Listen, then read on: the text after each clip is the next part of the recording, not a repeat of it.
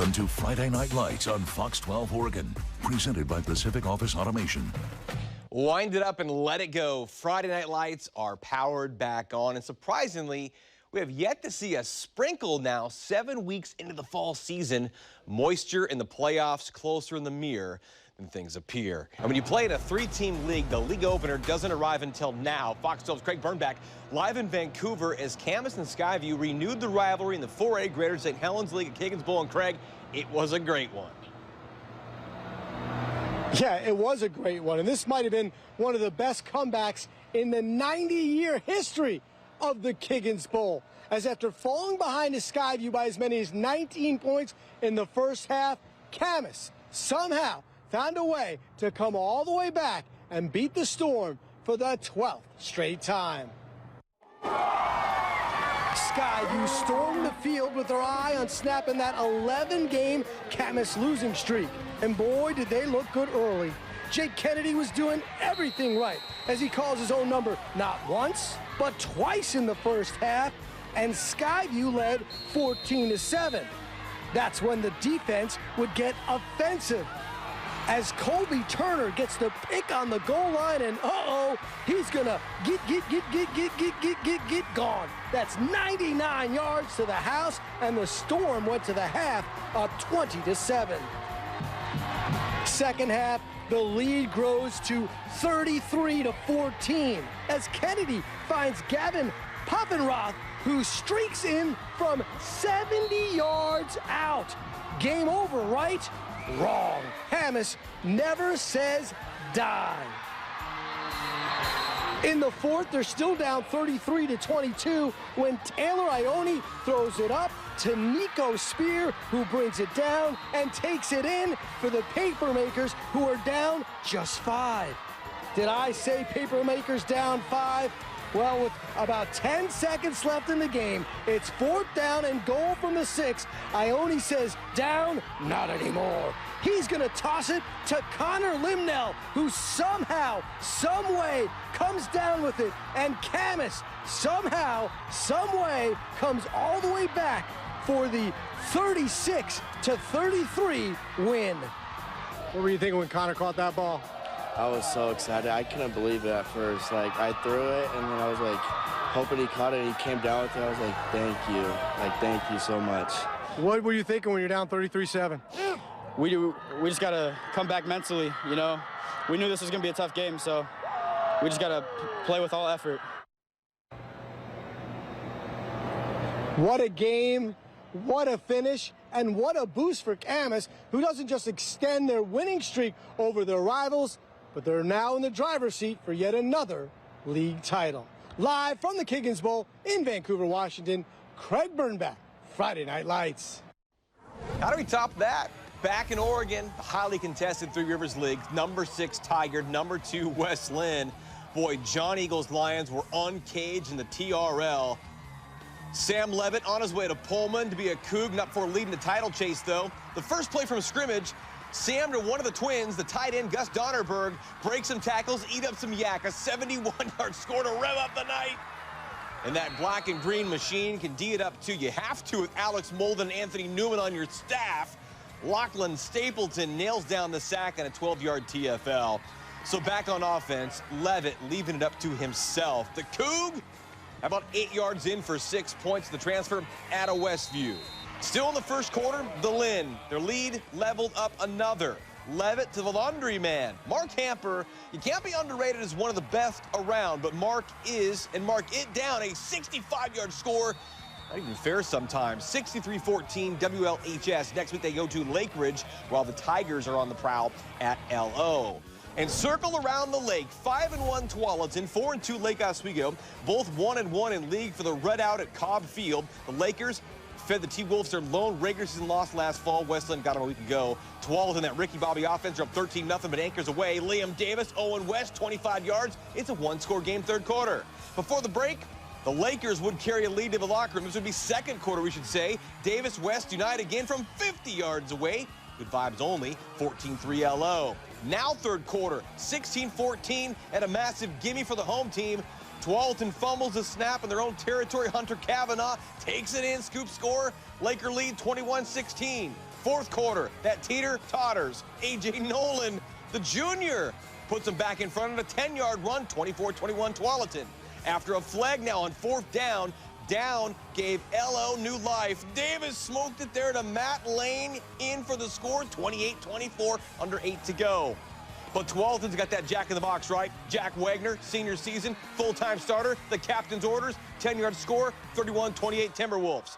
But the game never over till it's over. LO 48 is what they do, a fourth down conversion. Then this one, Davis to Calvin Macy.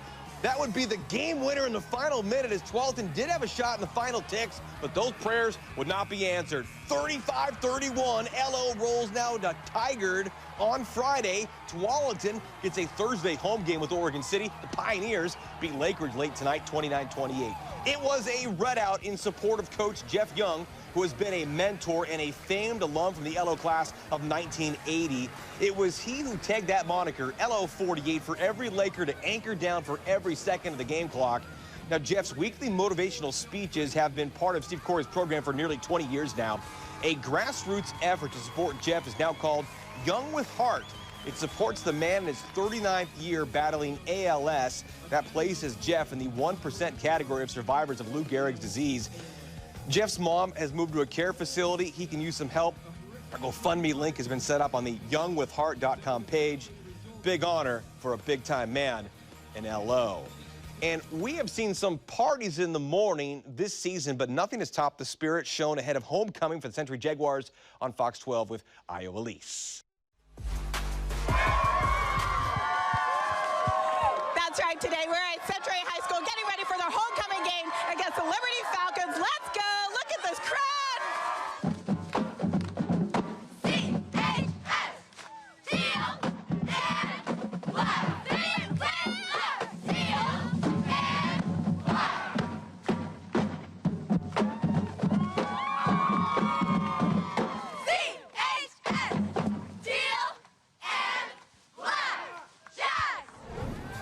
Good neighbors meet in the middle. Those Jaguars and Liberty Falcons coming together at Hillsborough Stadium for a Pacific Conference collision.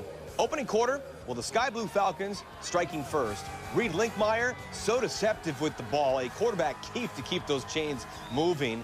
Then Linkmeyer feeds the true tailback, Houston Lee Perry, snacking and sneaking in for the game's first points. Now, the Jags' first half trip to the red zone was their lone really good shot of the first half, but picked off by guess who? Yeah, Linkmeyer, the quarterback. Late second, the sophomore QB picks up the phone to call his own number again. 14-0 at half, 26-13 all said and done. They'll next both play on Thursday. Portland State comes to Weber State on that turf Saturday afternoon. How about a battle of the best of Beaverton, the new and the old, and the Beaver Dam, 6-0 Mountainside, the 1-5 Beavs. And not only can the Mavericks pony up on offense, but John Mannion's Blue Jean boys can hunt on defense. Jonathan Berrien, you get a sack. Reed Gerber, more than a baby, sack and a fumble. Mavs ball to set up the offense. Alex Ingalls has been dialed in. Ring up, Peyton Bowe. Those touchdown catches from 30 yards. And that passing attack, the ground and pound from the fourth-year program does it all. Aaron Ray Simpson, the senior, itching for plays in days like this. Slingshots, 19 yards to the 1. They'd score on the next play. 42-14, they now get 7-0, another program first. Next week, Bucky goes to Rock Creek. The Mavs load up for the Metro League title at Jesuit. That'll be our big game with Craig. How about the 5A top 8 matchup at Southridge? 4-2 Wilsonville, only lost to Tualatin and Summit. 5-1 Skyhawks playing down and playing for first in the Northwest Oregon Conference. 21-0 second quarter, that's Callan Guttridge. Cooper Haday. High day wouldn't be denied on never has a low day on game day. They're up 28, surgical on offense. Slice and dice, Guttridge collects about 20. Then it's the quarterback to that wideout again, junior to senior, as Haday has another stick mover. Mixing up those play calls is what they like to do. Another 17-yard gain on the ground. And then we're going to see the real highlight of the night. Give me a big boy TD every day of the week. Number 79, Jonathan Lazaro Hampton. Lampin', laughing. 250-pound senior. An all-time core memory. 35-0, a 35th straight conference victory. They'll aim for 36 Thursday in Forest Grove. Hawks also host Hill High on senior night. 5A Mid-Willamette and the Dragons Den. 4-2 South Albany. 4-1 the Fire Breathers. 5 teams in the NWC fighting for 4 automatic bids. What a game. Caden Younger grew older. 15-yard go-ahead touchdown to Deshaun Gilliam. 14-13 visitors. Then the big explosion play by the Dragons. Owen Hess put the gate down, get over the moat. Dallas fires up a 61-yard scoring run and a 19-14 lead. But South got that ball back. Younger and Gilliam do that thing to keep them back on track. Another touchdown for the lead, 22-19, South Albany. But Dallas had it again, and guess what? They lead again. Xavier Webster weaves in, not a fumble, a touchdown, 26-22 Dallas. South now back on the ball, and look at this swap back. Logan Johnson, the man of the night. This would go down as a game winner, a 6-yarder, 29-26 Redhawks. Second place now in league behind only Silverton. 2 weeks of regular season play remaining. How about the defending state champs, those Foxes? They had 74 points a week ago against Crescent Valley. McKay wasn't about to allow such a thing on their home turf. Tyron Fuimauno, one of the best around, slinging it to the Island Boy fellow camper. Justice Anthony wanted all of that. Soon, though, Jamal Wilson would get in. A 185-pound junior plows in for the score. Silverton straight cash, though. Sawyer Teeney on 4th down finds the tightness of space to elude, and he would eventually find a dude, Brody Coenzi. A 1st down conversion. This was the 4th down play across the body. How about that? And then they would reverse fields and get into the trick or treat bag. It's 16 days away now. Jackson Pfeiffer down towards our guy with the eye on the camera. Gino Koemulik, 13-yard score, 45-28 Foxes. They now get back home for Senior Day Thursday with West Albany. McKay welcomes Corvallis. Fox 12's Paulina Aguilar, live from Yamhill County, as Yamhill Carlton. After 9 years away, the Tigers and Banks Braves met as league rivals, where the winner grabbed the sole possession of first place in the 3A Coastal Range League. Paulina? Well, the Tigers lost their 2nd game of the season, blowing their chances of taking first place. But this is the first game that they've lost in a shutout.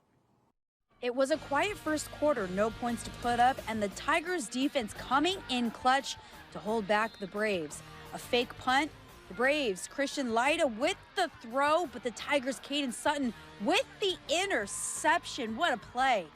To the second, Lyda with a straight shot to Logan Kind, who gets the first touchdown of the night, 7-0 Braves. Lyda making some space on that left side, no one around him, and a perfect throw to Kind, and he'll take it for a 14-0 lead. And the Braves get going. Tigers were able to keep them at 14. Third quarter, Braves up an extra 3 points. In the fourth, Tigers, Kyle Slater lobs it, but into the wrong hands. Instead, Andrew Brown will take it for a pick 6. The Braves wrap it up in a nice little bow, 31-0, and keep their undefeated season alive. Feels great. We really come along as a team. It just feels phenomenal. Their defense was good. We couldn't really get much going offensively. We started clicking the second half, but YC is a good team. They just got a few injuries, bad injuries, that held them back a little bit. Now, I know the score may not reflect it, but the Tigers really did leave it all out there on the field. However, Banks will go for their 8th straight win next week against Valley Catholic, but for now, they celebrate taking first place. Live from Yamhill, Paulina Aguilar, Friday Night Lights. Well, where were you in 1922? The 100th edition 7-Mile War, the Centennial Showdown along Highway 30, Scappoose, St. Helens, the 4A Kawapa League. It was for all the fish. The 7-Mile War now has a trophy. Local artist Robert Tidwell handcrafted this 3.5-foot, nearly 100-pound solid cedar Chinook salmon. D'Angelo Macedo Becker wants that. Scappoose Senior salivating for moments like this.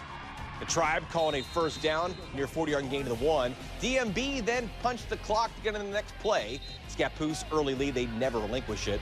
Sean McNabb's kids getting primed for the postseason. Max Nolan, Troy Deringer diving to get on in. Touchdown for Wick City.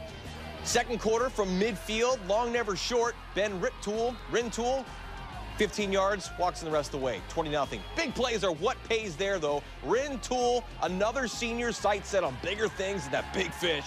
Another Scappoose chunk play. Then Macedo Becker capped the drive, getting in from the 5, 41-6. Get that forklift for the 7-mile trip back home with the Salmon. Scappoose is now 6-1. A trip to the home of the first-place Cheesemakers comes Thursday. Lions roar to Milwaukee. Well, Teacher and Service Day meant we had a near full slate of games for Week 7 of Thursday Night Lights. No alarms needed on a victory Friday morning. Gotta love it. The two-time defending state champs from Central Catholic on their way to the outright Mountain Hood Conference title after a hard night's work on the Barlow Trail. Crew Newman on one under the lights in East County. Boy, big balls in the first half. Nico May and Blake Anderson, that would take the cake. 46-14, victory number 199 for head coach Steve Pine. Next week, the Rams could wrap up another MHC title back home in Hillsboro on Friday with Clackamas. Crosstown rivalry in the capital city. North Salem in the home of the Olympians for a special District 1 tussle. And no Josiah Davis meant trouble for the Vikings, but they do have TC Monomaliuna and Eric Gonzalez. What a connection to draw early in even. But a victorious homecoming it was for Sprague, 26-19. They're 3-2. North now gets home with West and South Salem. The Olympians flowed down south and back home with McNary. Battle of the Birds last night was the place to be at I to B. Wells and Lincoln. A night for the Guardians and Parker Field Gore, the quarterback that could not lose. 38-3 Wells in the end. Cleveland's next. Lincoln will log another one in their temporary home of Wells against Jeff next Friday for Senior Day. In 5A, Rex Putnam remains perfect, now 7-0 as those gold tops popped off by the legs of Jackson Doyle and the arm of Connor Bickford. Milwaukee's best on their victory Thursday, 51-7. It'll next be senior night for all the Kingsmen Friday with Canby will be there. In 4A a night ago, Estacada all but wrapped up the Tri-Valley Conference crown. Peyton Matney, 25 yards at Dick Baker Stadium, 46-6. Rangers now 6-1. They're back between the hedges for senior night with Park Rose Gladstone down to Malala.